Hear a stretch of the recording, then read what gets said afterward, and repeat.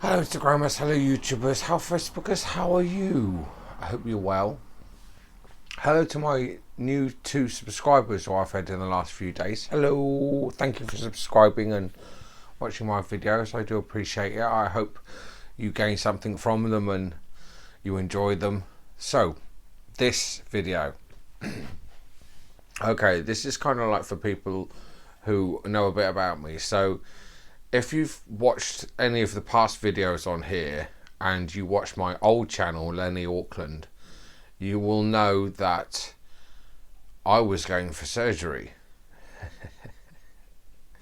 downstairs. And the last time I posted anything about it was if I get the date right, I think I do get the date right, it's the 26th of March 2020. Yeah, it was. And that was the last time I ever mentioned anything about surgery on this channel. So, some of you who've watched these videos might be thinking, has she had it? Has it been?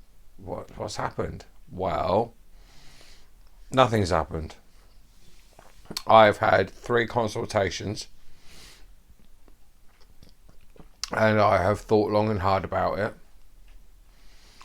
And I have reflected and I don't want it. Now, there's a number of reasons why I don't want it, but the main reason why I don't want it is because I don't want it. Now, why did I go through all that trouble of going through having the consultations? Well, and what was it all about, all this business, and why you're not having it now? Well, I have a friend who has had the downstairs surgery, and she raves about it. It's the best thing that's ever happened to her. It's fantastic. It's the best thing that's ever happened to her. And over a period of a few years of knowing her, after she had downstairs the installation, I started to question whether I wanted surgery. Now, beforehand, I knew distinctly that I didn't.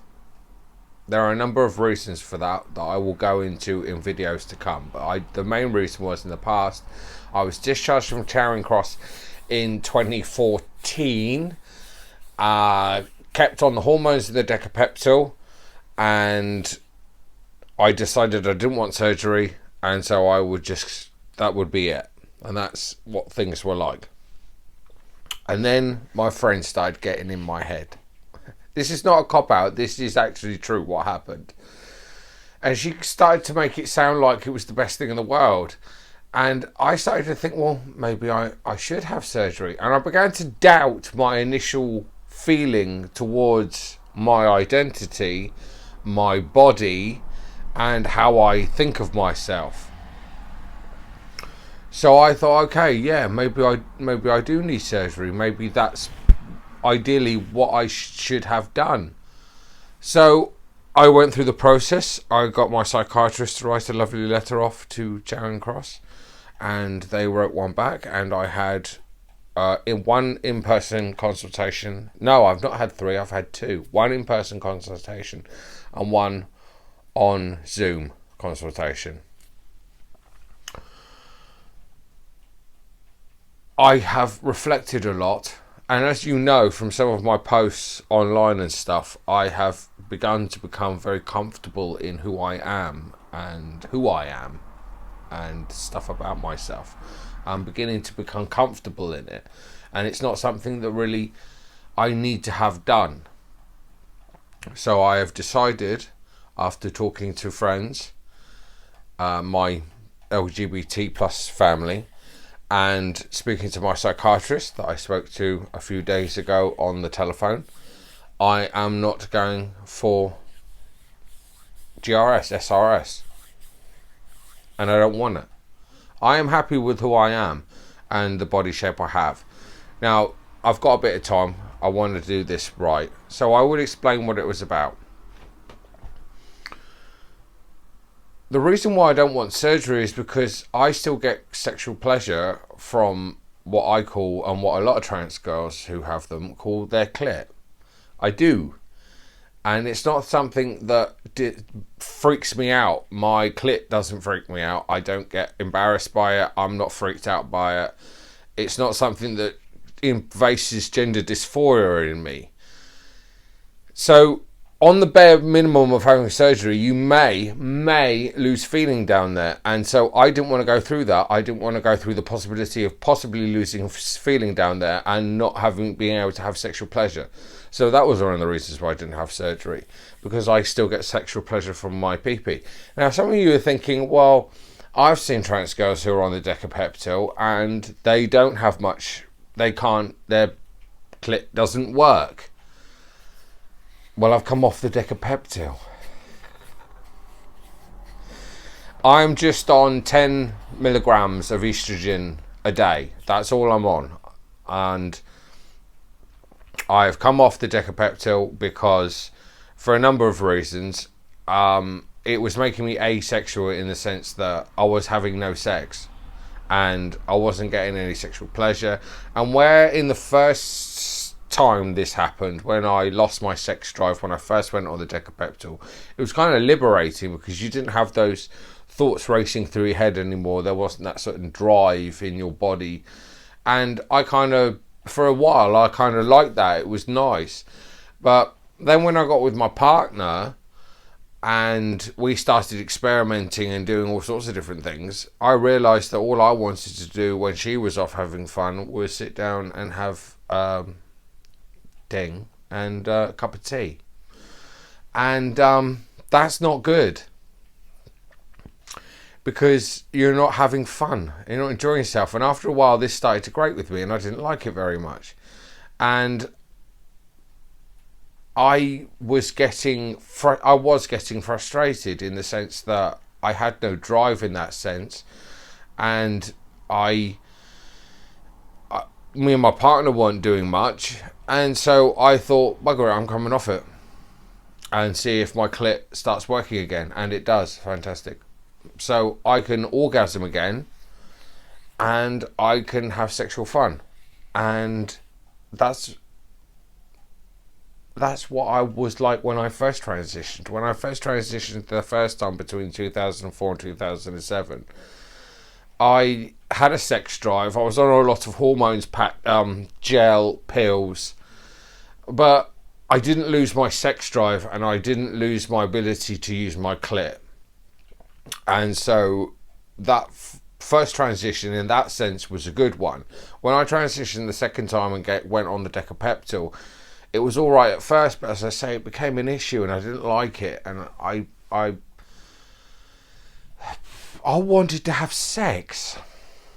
And so I've come off the Decapeptyl and I have a sex drive, but it's a sex drive that is not off the planet like it was before I transitioned, when I wanted to shag everything inside and be shagged by everything inside. And when I first transitioned the first time, I noticed that when I did transition, all I wanted was men. I wanted to have sex with men. And that's kind of like what it's like a bit at the moment, because I want to have a bit of fun, because I haven't had a lot for a while. And yeah, so I came off the Decapeptyl. So it's kind of like a detransition, but it's not. It's just a controlled transition now. It's a transition that I can deal with, because I know that I am wanted by certain people that I know and my partner. And it's nice to be able to be in a position now to enjoy that and not have to just go through the motions to keep them happy when you're not really getting anything out of it. All you want to do is sit down and have a cup of tea. And so now I can join in and I can go the whole hog and I can have fun. And that's what I wanted. And that's what I wanted from my transition. And that's why I've been doing videos where I'm talking about how much I'm in love with my second transition. Especially now, where I've got the balance of my medication right, I think, and I've got the balance of my life right. And so I am happy with who I am and how I feel about myself. If I lose a bit more weight, that's great. But if I don't, I don't. I'm happy with who I am. I feel sexy to some degree. I do. My partner makes me feel good about myself. Just having her around makes you feel good about yourself.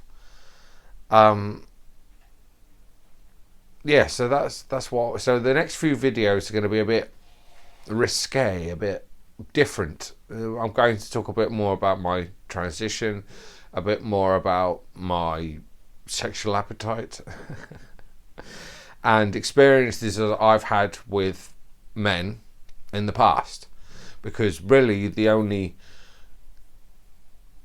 girl or trans girl I've been with since I transitioned is my current partner. And I've not I've had in my second transition, my first transition I had 2 boyfriends, and in my second transition I had another 2 boyfriends. So I'm going to talk about that. I'm going to jazz this video up a bit and make it more funky, as it were, because those are the things I want to talk about. And because in my last channel, Lenny Auckland, I did try to introduce a bit of that to it, but a lot has changed. And I want to kind of explain the backstory behind my transition and stuff like that more in depth, but over on different videos, because as I say, I like to keep them to 15 minutes, and that's also because of editing reasons. So yeah, I'm not having SRS, and I don't care, and I don't think it's necessary to have any SRS. That's my decision. I've chosen to do that. Nobody else has made me think that. Somebody else was convincing me to have it done in the first place. And as you're watching these videos to come, that's not what I imagined myself to be like when I started this in the first place. So yeah. Please like, share, subscribe, and look out for my other videos. I will do them soon. Goodbye, everybody.